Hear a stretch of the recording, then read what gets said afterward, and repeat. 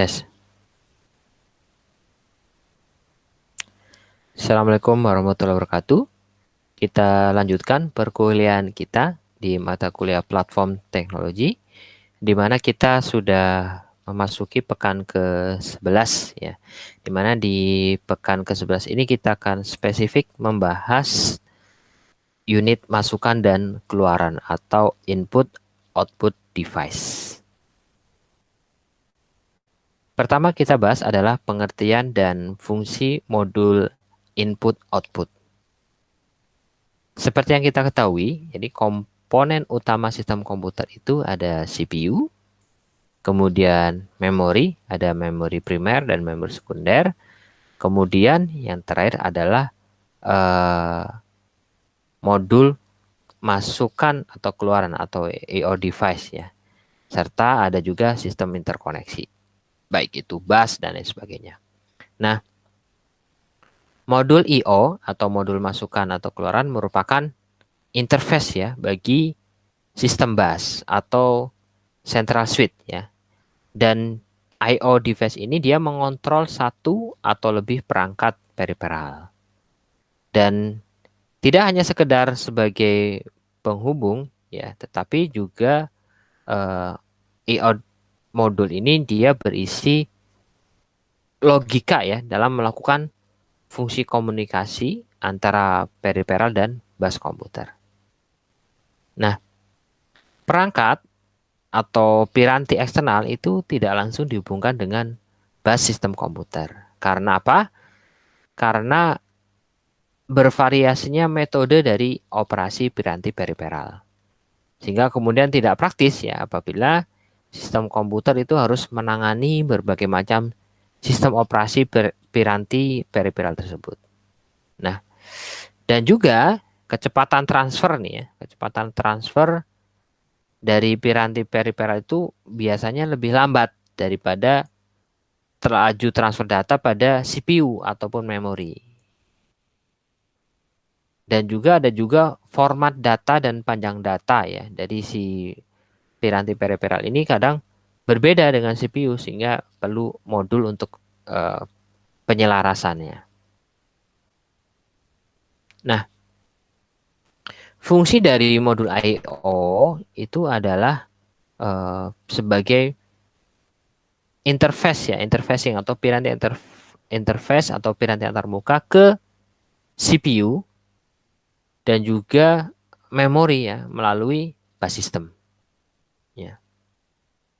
Dia kemudian ke CPU, dia atau juga ke memori. Ya. Nah, modul I/O ini adalah komponen dalam sistem komputer yang tanggung jawabnya dia melakukan pengontrolan perangkat luar serta pertukaran data antara perangkat luar tadi dengan memori utama atau dengan register-register CPU. Ya. Jadi dia melakukan menghubungkan ya link ke periferal lain atau eksternal.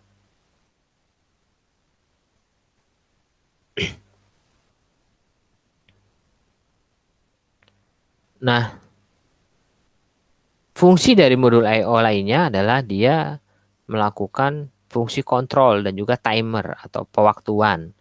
Kemudian juga komunikasi CPU, komunikasi perangkat eksternal, dan juga dia melakukan buffering data ya, dan juga yang tadi adalah error detection atau deteksi kesalahan. Baik, kita bahas struktur dan teknik modul I/O. Ya. Modul I/O ini memiliki berbagai macam perkembangan ya, seiring dengan perkembangan jenis komputer. Ya. Namun, ya bagaimanapun kompleksitas modul I/O itu ya, struktur dari sistemnya ya masih mirip sebetulnya ya, dari generasi ke generasi komputer.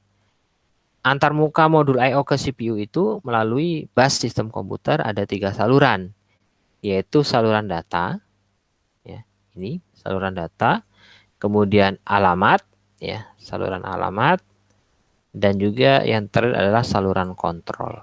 Nah, saluran kontrol. Nah, bagian terpenting dari modul ini adalah blok logika ya. Anda lihat nih di blok logika yang berhubungan dengan semua peralatan antarmuka peripheral ya.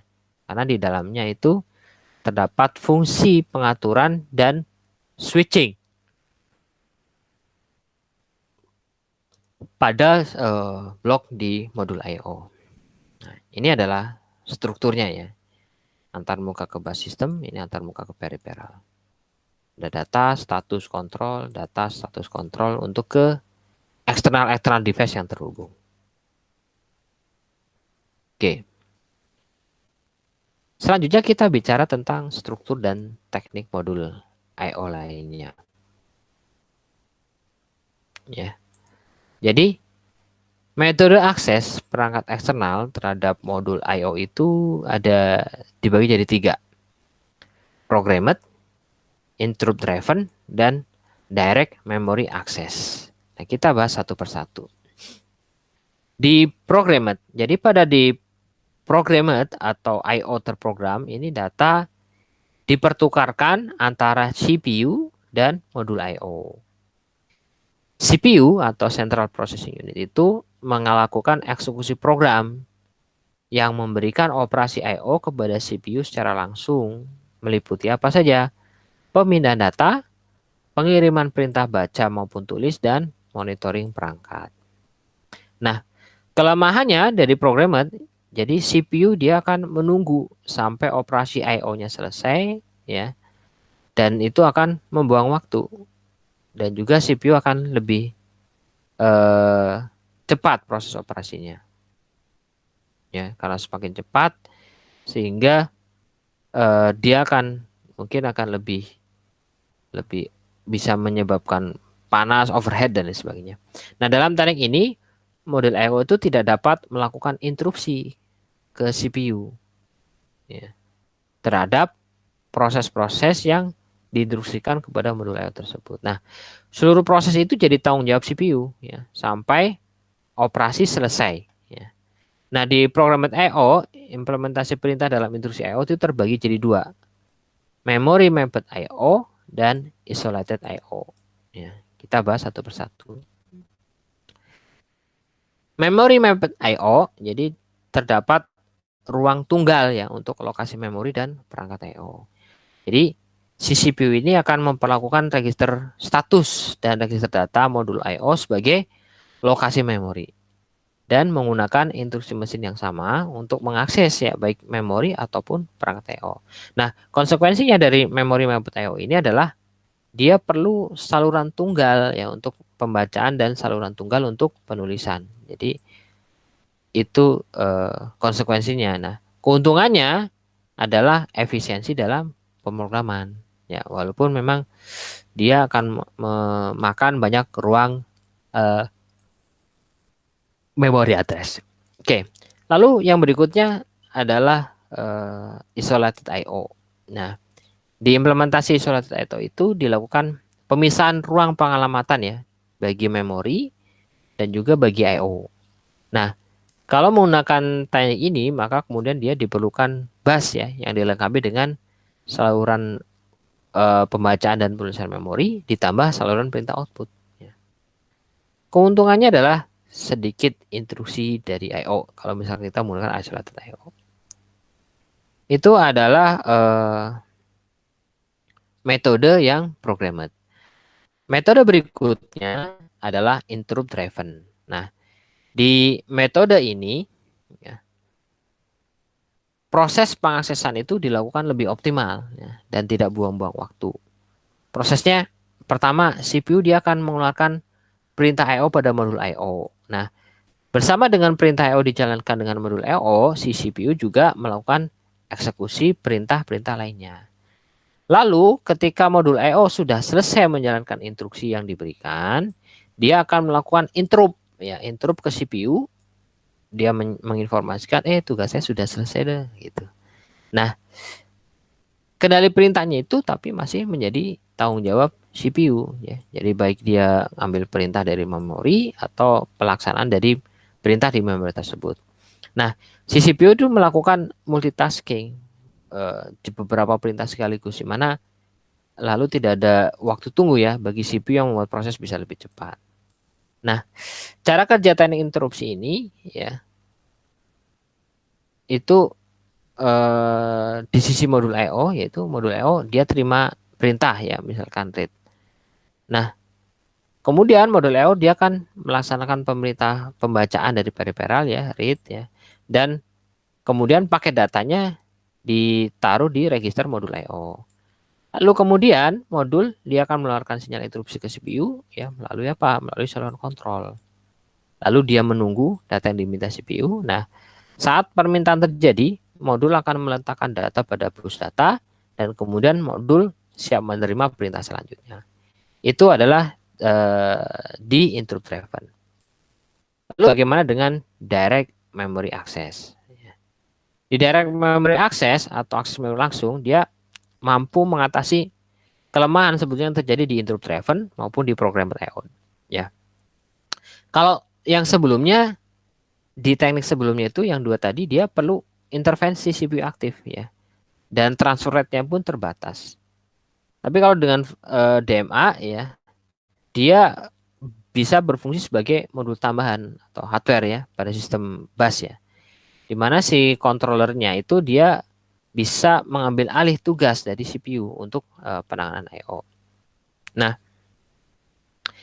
cara kerja DMA itu menyesuaikan instruksi dari CPU. Jadi pada saat CPU memberitahu DMA controller untuk melakukan tugas ya, seperti contohnya membaca atau menulis data, mengetahui alamat perangkat, memulai alamat blok memori data, dan juga mencari tahu jumlah data yang akan ditransfer.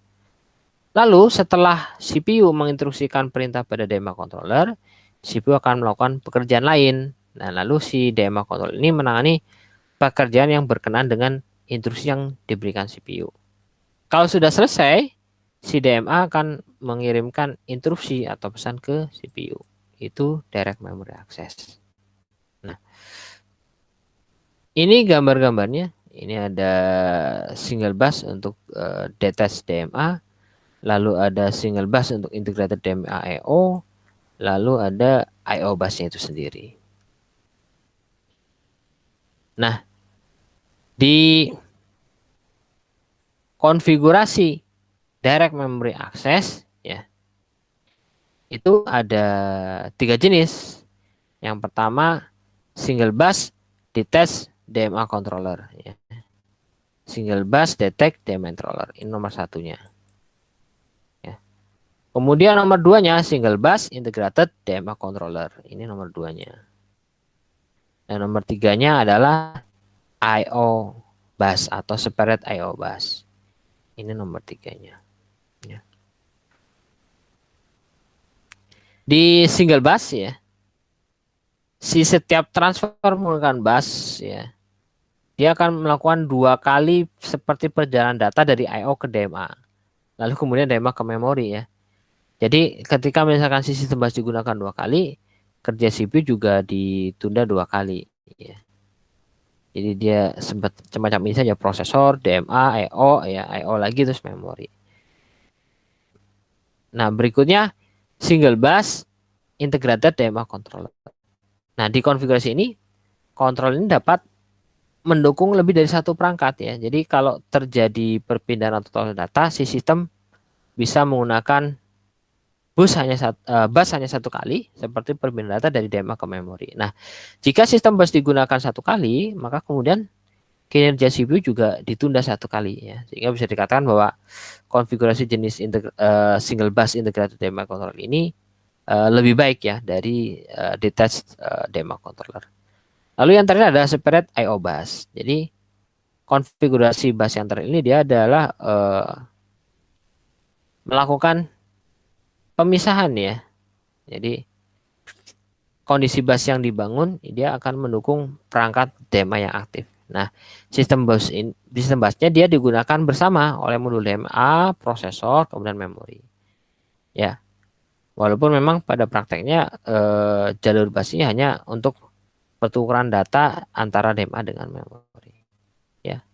Anda lihat perbedaannya ada di sisi modul I/O-nya ya. Kalau single bus data DMA dia seperti ini, integrated DMA I/O, jadi si I/O-nya ada di DMA-nya, Lalu yang terakhir adalah EOBUS ya, yang terpisah. Ya. Kurang lebih itu yang dapat saya sampaikan pada kesempatan kali ini. Di pekan depan kita akan membahas tentang perangkat laptop dan desktop populer. Mohon maaf apabila dalam penyampaian ada kekurangan. Saya akhiri, billahi taufiq wal hidayah. Assalamualaikum warahmatullahi wabarakatuh.